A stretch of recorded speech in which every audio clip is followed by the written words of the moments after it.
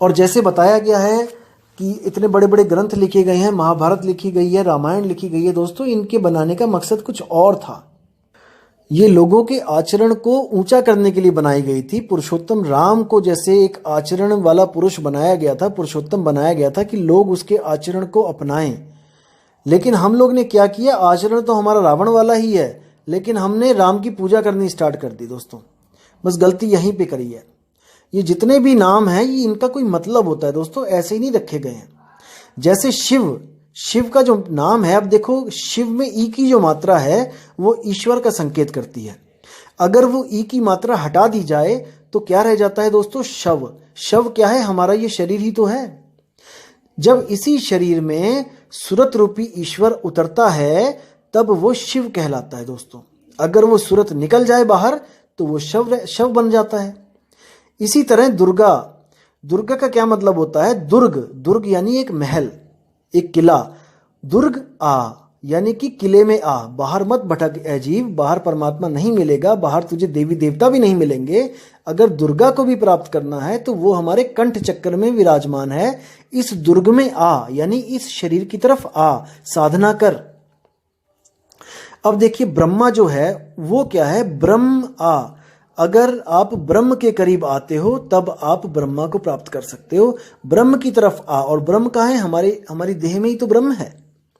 अब कहते हैं शंकर, शंकर का क्या मतलब है, संकर, संग कर।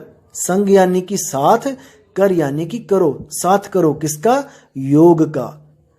जब आप किसी का साथ करते हो तो आप एक से दो होते हो और उसको योग कहा जाता है। शंकर, योग कर। देखो आप शंकर जी भी योग कर रहे हैं। उसके बाद कहते हैं विष्णु, विष्णु का क्या मतलब है, जो पूरे विश्व में अणु अणु यानी हर एक अणु में जो व्याप्त है वही विष्णु है। कोई पत्थर की मूर्ति नहीं है, चार हाथ वाली और गदाधारी की आप उसकी पूजा कर रहे हो। इसी तरह दोस्तों भगवान को क्या बोला गया है, भगवान पांच अक्षरों का मेल है, भ ग व आ और न। भा से भूमि, गा से गगन, वा से वायु, आ से अगन, ना से नीर।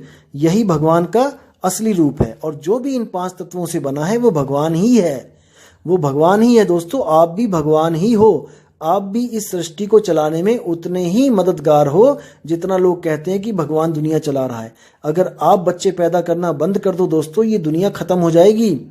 आप अपना अपना रोल निभा रहे हो। इंसान रूप में आप ही निरंजन हो और औरत के रूप में आप ही दुर्गा हो, आप ही महामाया हो। अब दोस्तों जो रामायण में जितने भी पात्र हैं उनका भी नाम इसी तरह बहुत बड़े अर्थ लेके बैठा है। जैसे जो राम है वो क्या है, रमता राम। जो इस शरीरों में रम रहा है वही राम है। जब वो राम आता है आपके पास तो सीता भी आती है। सीता का क्या मतलब है, शीत, शीत यानी ठंड यानी ठंडक। जब वो राम आता है तो आपका कलेजा ठंडा हो जाता है, आपको संतुष्टि आती है।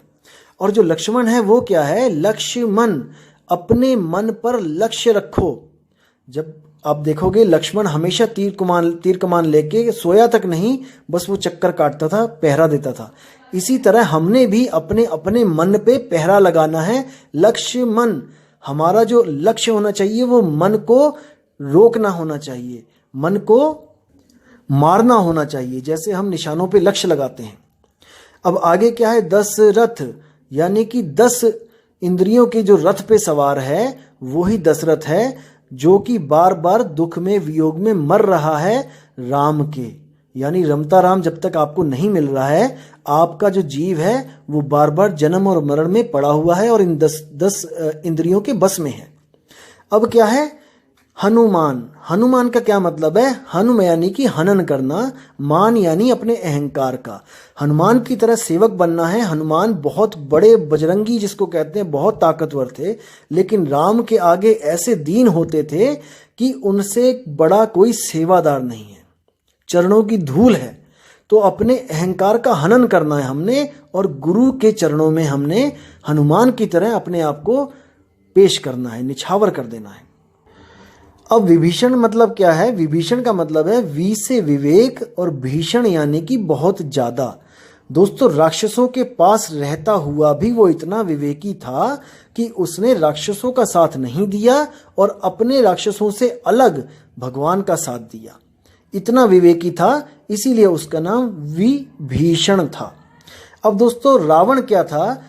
रा से राक्षस और वन से जंगल। वन का मतलब जंगल। जंगल क्या? ये शरीर हमारा। इसी शरीर में, इसी शरीर रूपी जंगल में एक राक्षस रहता है जिसको हम मन कहते हैं।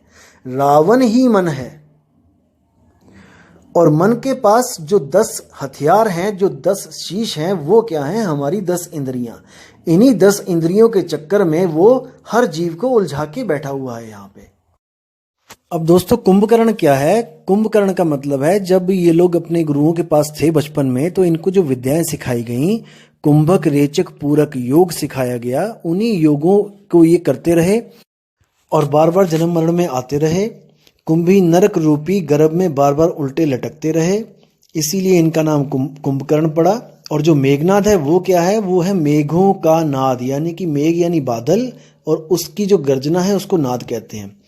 तो इसी मेघनाद को अनहद नाद बोला गया है। और जो योगी साधु हैं वो मेघनाद यानी कि अनहद नाद में उलझे हुए हैं और लोगों को भी उलझाते हैं। लेकिन इन सबको राक्षसों की कैटेगरी में रखा गया, हालांकि ये बहुत उच्च कोटि के ब्राह्मण यानी कि ये भी योगी थे।